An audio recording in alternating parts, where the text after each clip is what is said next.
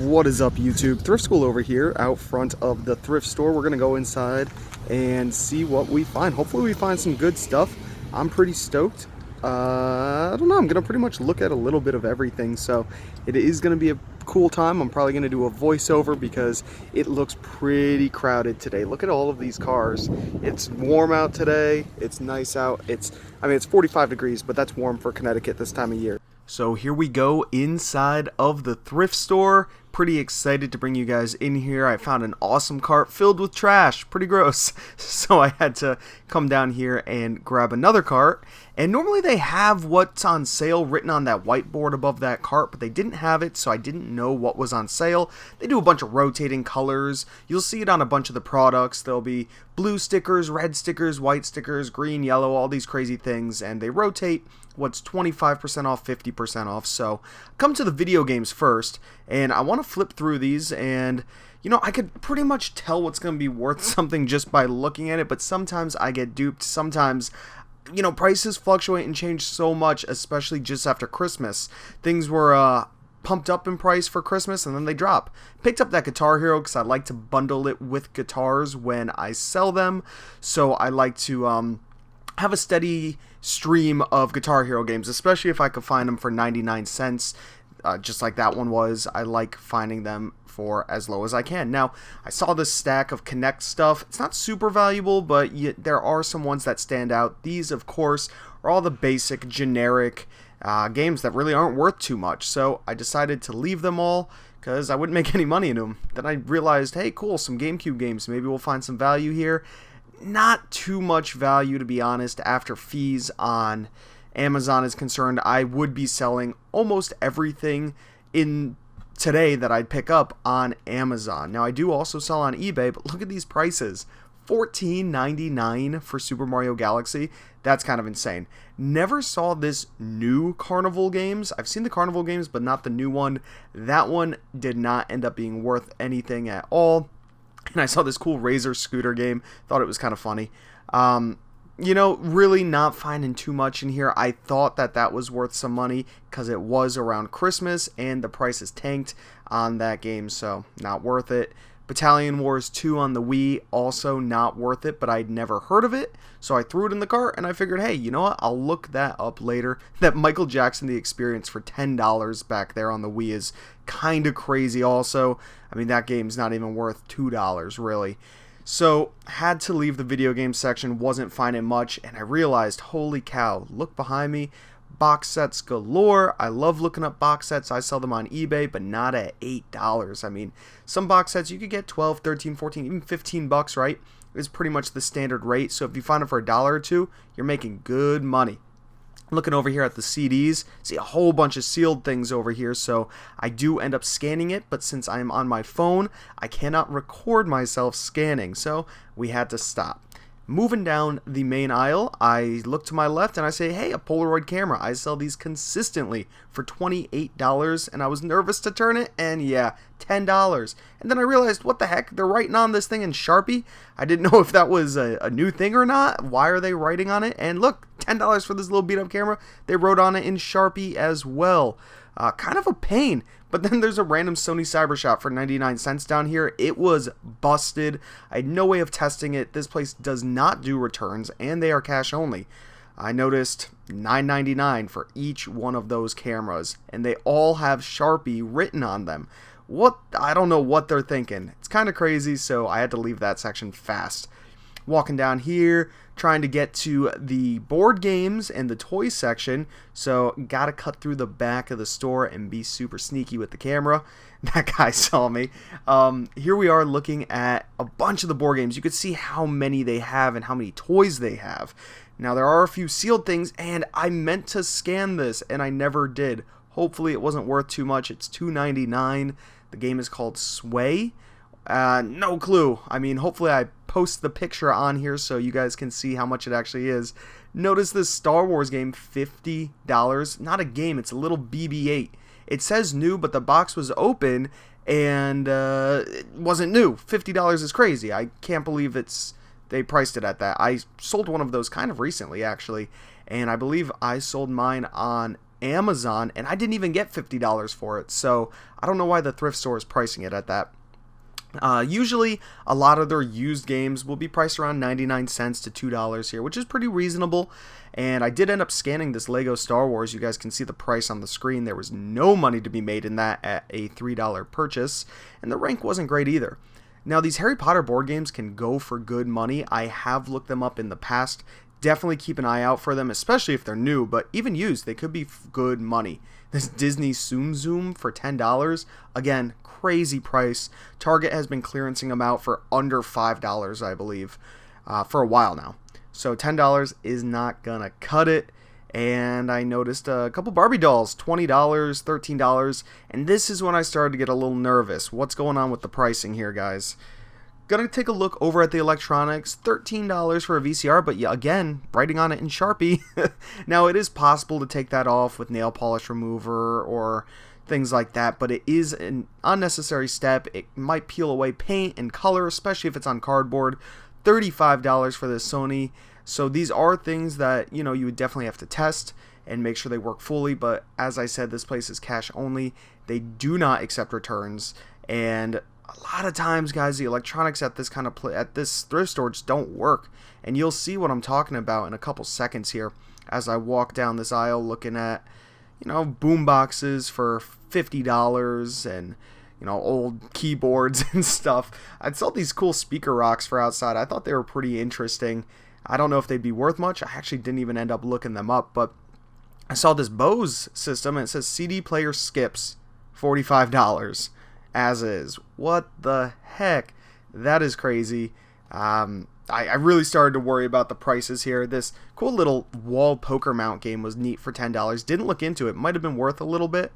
It looked like it could have been worth a little bit, but I decided it's not something I really had wanted to mess with. I'm more looking for new sealed things, sending into Amazon, not so much things for eBay.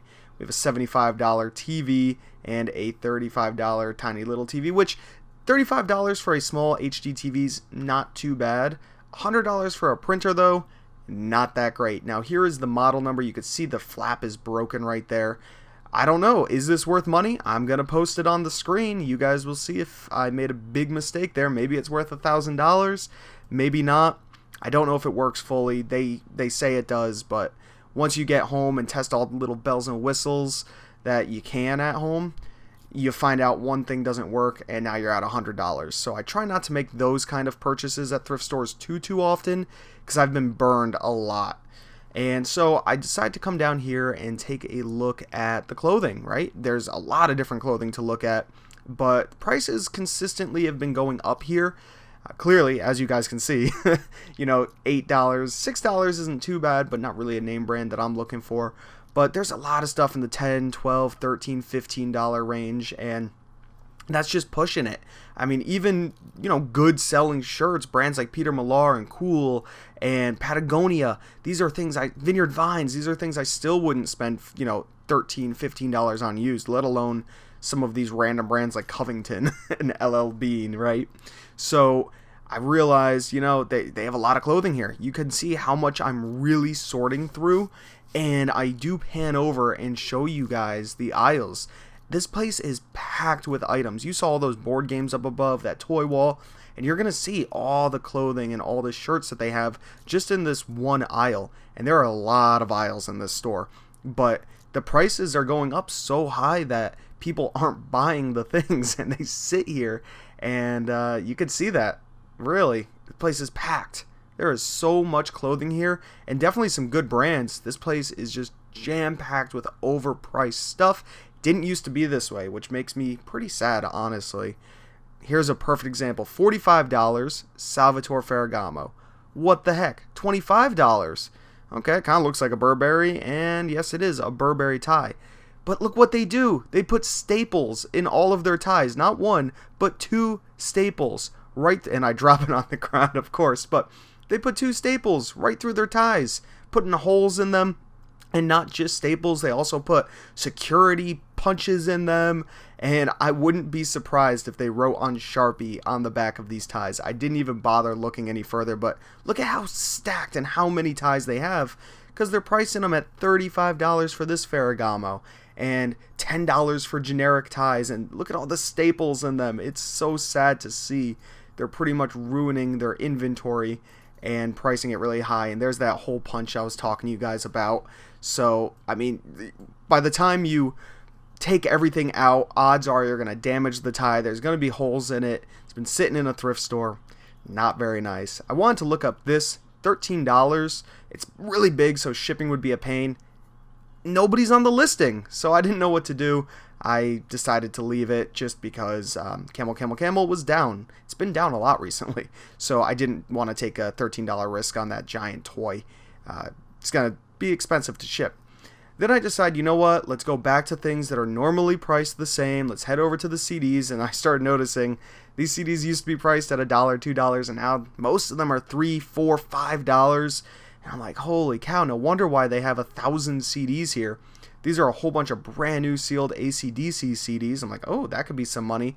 And then I realized that they're all scratched out down there, so they obviously got donated from a store that was either going out of business or something, so they scratched the back of the case right through the plastic, right through the cardboard, so you can't sell them as new on Amazon, and they actually weren't worth so much either. But at $3 a pop, you can definitely still make money on CDs, as I'm living proof showing you guys CDs that I picked up at this thrift store. Actually, there were some good ones, not a whole lot of profit, but you know, $5 to $10 a pop really adds up with them. When they were only $1 each, yeah, you're making a lot more money. At $3 each, it's really cutting into your profits. Now, looking up on top of the bookshelf is where they keep all the box set books. You really want to look those up, or complete your own box sets. Try to find, Lemony Snicket or Harry Potter, things that need more than, 2, 3, 4 books. And if you can pay 99 cents to $2 a book, you could complete these sets and sell them for really good money on eBay. People will pay insane amounts of money for complete sets of books because they're not easy to get. And at these thrift stores, hey, you find a couple Harry Potters for $1 or $2, grab them, complete your set, and then sell them that way on eBay. Definitely worthwhile. Now, I noticed down another aisle, there's all these other CDs. I was like, holy cow, this place, I mean, the prices are going so high that nobody is buying anything. And they never used to have this many CDs because, like I said earlier, they were priced at $1, $2 max. And I did see some in here for $4, $5, which that's a lot for a CD. This one was only $2. Pretty interesting. I don't remember if it was worth anything, but there was a hole punch in it, so you can't sell it as new. And a lot of times you'll see that, and I think there was actually Sharpie written on the front of that, which it's a lot easier to get Sharpie off of a brand new sealed thing because it comes off with a dry erase marker. Now, we're walking to the front of the store. I noticed a lot of stuff behind that counter. I'm getting a little excited, but also a little weary because the prices. But I decide, you know what? Maybe there's going to be a few good things over there. You got to give it a shot. We got to check it out. And so what do? I go behind the counter, and let's zoom in on some of this stuff, guys. We have video games back there, $15, $20 for Mario. You see that PS4 game back there? That's NHL 15, I believe. A game from 4 years ago. They want $13 for it. You can pick that game up at GameStop for $1 or $2 maybe. And I realized, guys, there's not much I'm going to be able to pick up. I did buy a few CDs, so that was nice. But everything else, I was kind of priced out, as was everyone else in this store. I saw a lot of empty shopping carts walking around here. It was kind of sad to see because this was a place where I would get some of my best scores. I would always leave with a full cart. And then I noticed, look at all these Funko Pops. You know what? They wanted $30 a pop for the Funko Pops and everything up there, and I said, you know what, I'm gonna buy my CDs and get out of here. Let me know down below in the comments if you guys have run into this problem at a lot of your local thrift stores. I sure am. If you did like the video, give it a thumbs up, comment down below if you have any questions, subscribe if you haven't already. This is Thrift School signing out. See ya.